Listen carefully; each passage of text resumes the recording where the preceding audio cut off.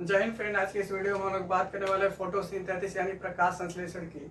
इस टॉपिक का ये दूसरा पार्ट है, ये पार्ट 2 है। पार्ट 1 में हम इसकी चर्चा कर लिए थे कि फोटोसिंथेसिस की प्रोसेस कैसे होती है और इसमें क्या क्या चीज़ें शामिल होती हैं और पत्तियां हरी क्यों होती हैं और पेड़ अगर फोटोसिंथेसिस अगर की प्रक्रिया ना हो पेड़ पौधों में, पेड़ पौधे ये ना करें तो उनका कैसे होगा, पृथ्वी पर इसका क्या असर पड़ेगा, फिर प्रोडक्शन रुक जाएगा। इसके बारे में चर्चा हमने पार्ट 1 में कर ली थी और इसमें दो टॉपिक छूट गए थे। एक तो मैंने नहीं बता पाया था कि रिएक्शन इसका कैसे होता है ये, और दूसरा है जल एवं खनिज ये पेड़ पौधे कैसे प्राप्त करते हैं। तो आइए बने रहेगा इस वीडियो में। इस वीडियो में हम इसी टॉपिक पे डिस्कस करेंगे कि ये कैसे प्राप्त करते हैं जल एवं खनिज पेड़ पौधे। ठीक है, देखिए मैंने पहले से ही पेड़ एक बना दिया है, डिजाइन कर दिया है, नॉर्मल है।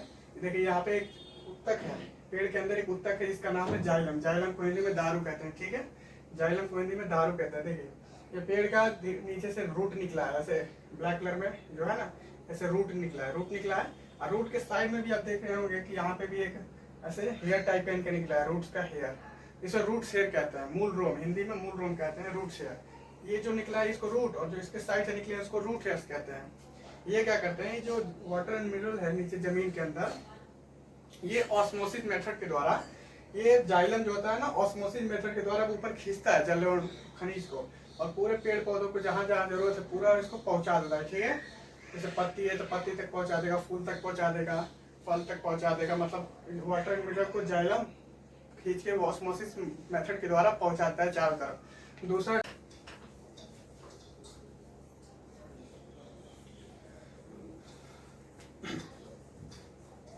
तो जैसा कि अभी हमने बात कर लिया कि ये जो पेड़ पौधे हैं कैसे वाटर एंड मिनरल्स को ये जाइलम उत्तक के द्वारा अवशोषित करके, ऑस्मोसिस मेथड के द्वारा अवशोषित करके, परासरण विधि के द्वारा ये सारे पेड़ पौधे के उन हिस्सों में पहुंचा देते हैं जहाँ की जरूरत होती है, जैसे पत्ती, फूल, फल।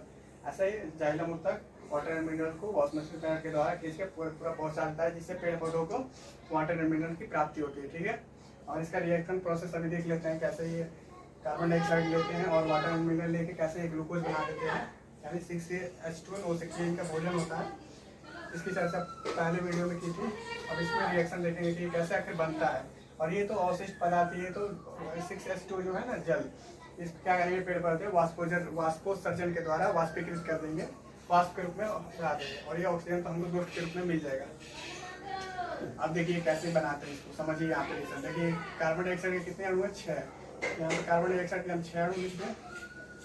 ठीक है, और ये 12H2 है, यानी H2 के आगे हाइड्रोजन का कितना लिखा है, 12, यानी कि हाइड्रोजन की संख्या कितनी है, 12 है।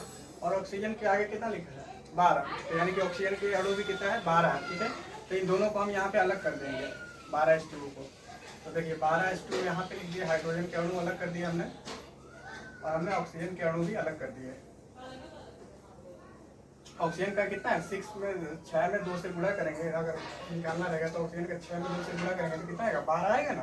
तो इसलिए हमने इसको 12O की जगह 6O2 लिख दिया, क्योंकि ऑक्सीजन जो है इसमें O लगा है, इसमें ऑक्सीजन के नीचे 2 लगाना जरूरी है, क्योंकि ये 2 के फॉर्म में रहता है, ऐसे सिंगल सिर्फ O नहीं रहता है। ठीक है,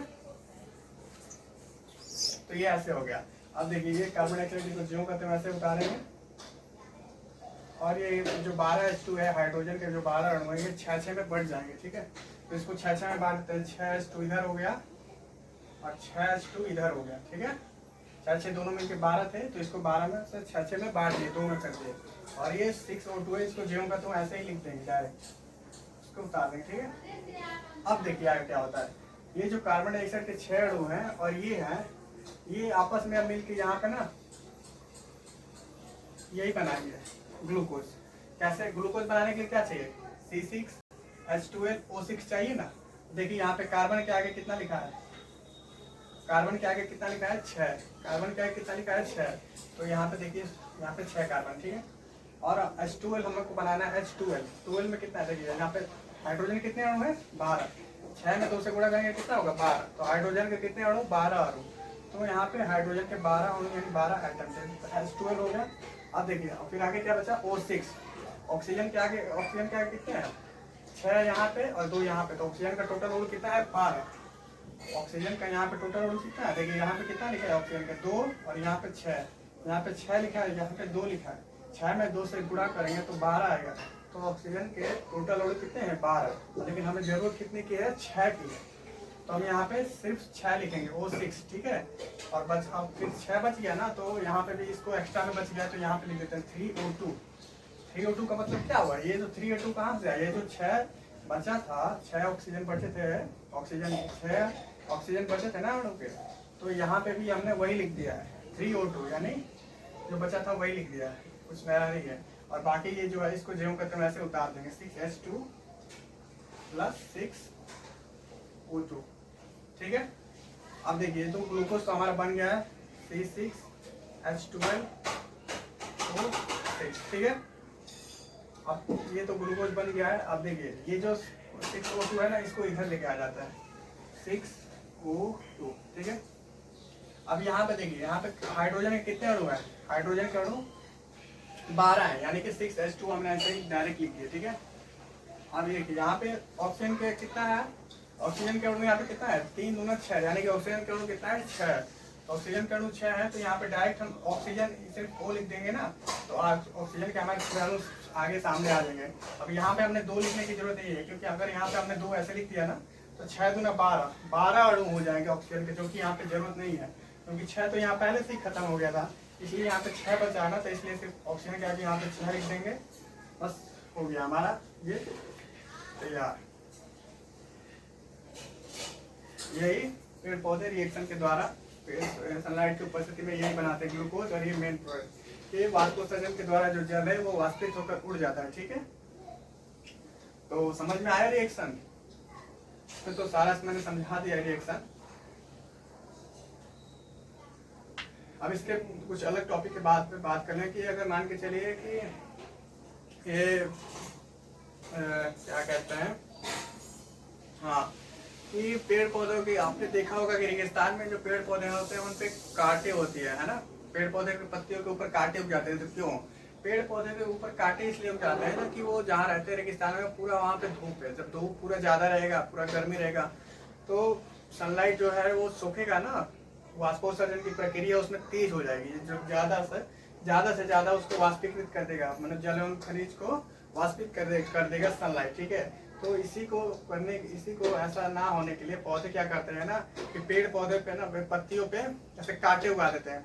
पेड़ पौधे पे, रेगिस्तानी पौधे ये पत्तियां पर कांटे उगा देते हैं, क्यों, क्योंकि वो चाहते हैं कि हमारा जो जल है वो सेफ रहे, ये सनलाइट के माध्यम से वाष्प बनकर ना उड़े, ठीक है। तो जो रेगिस्तान में जो पौधे रहते हैं ना, तो उनका नाम है जीरोफाइट, जिसे इंग्लिश में कहते हैं जीरोफाइट।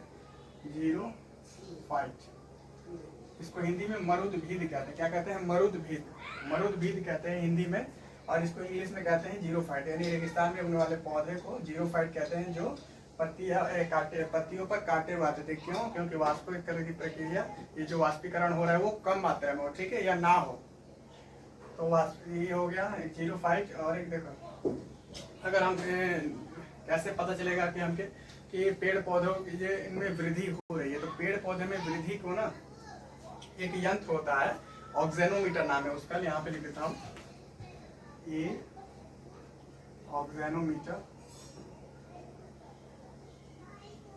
ऑक्सेनोमीटर ये एक यंत्र है, ऑक्सेनोमीटर। इससे क्या करते हैं, तो पेड़ पौधे में लंबाई को मापते हैं कि पेड़ पौधे कितना लंबा हुआ है, ठीक है।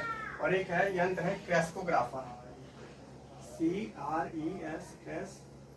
क्रेस्कोग्राफर,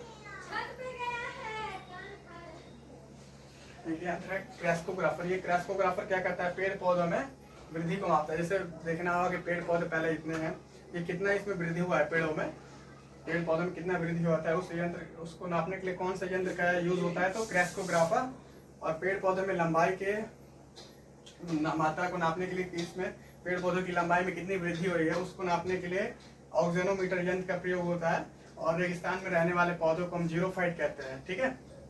अगर हमको ये पता करना हो कि जो पेड़ पौधे का जो वाष्पीकरण हो रहा है, वाष्पोत्सर्जन हो रहा है, उनके रेट को पता करना है कि कितना रेट से हो रहा है, ज्यादा हो रहा है, धीरे हो रहा है, कितना हो रहा है, कम हो रहा है, तो उससे एक यंत्र है उसको नापते हैं, उसका नाम है पोटोमीटर। क्या नाम है, पोटोमीटर। कहाँ पे लिखे हैं, यहाँ पे लिखते हैं पोटोमीटर,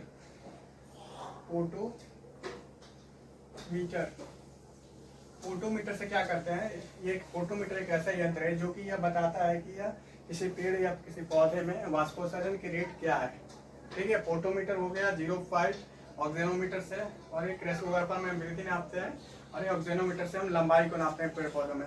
ठीक है, तो इसमें फोटोसिंथेसिस में सारा मैंने बता दिया है, इसमें कोई दिक्कत नहीं है। एक बात ये और भी है कि जो फोटोसिंथेसिस की जो प्रक्रिया है, ये सूर्य सनलाइट के किस टेम्परेचर में सबसे ज़्यादा होगा, तो 25 से 35 डिग्री सेल्सियस, 25 डिग्री सेल्सियस से 35 डिग्री सेल्सियस के बीच में ना, 25 डिग्री सेल्सियस से 35 डिग्री सेल्सियस के बीच में फोटोसिंथेसिस की प्रक्रिया है, बहुत अच्छे पूर्ण रूप से एकदम सही तरीके से होगा। अब सही बात, अब अगले यहाँ पे इस टॉपिक को ख़त्म करते हैं। वीडियो बताइएगा कैसा लगा, मैंने अपनी तरफ से सारी चीज़ें बता दी है, कोई दिक्कत नहीं होने वाला है। और इस रिएक्शन को एक बार ना समझ में आए तो थोड़ा वीडियो पीछे करके देख लीजिएगा, वैसे तो कोई दिक्कत नहीं आनी चाहिए, सब हो गया है। इसके आगे इस चैप्टर को खत्म करेंगे, अब ये खत्म हो चुका है फोटोसिंथेसिस हमारा। इसके आगे अगली वीडियो में हम दूसरे टॉपिक पे बात करेंगे, दूसरे चैप्टर की, हम नए चैप्टर की शुरुआत करेंगे। ये तो फोटोसिंथेसिस हमारा एक ऐसा ही नॉर्मल सा टॉपिक था, इसके आगे हम अलग चैप्टर की शुरुआत करेंगे बेसिक से लेकर, जैसे रेस्पिरेशन हो गया या सर्कुलेटरी सिस्टम हो गया, इससे स्टार्ट करेंगे। तो ठीक है, जय हिंद।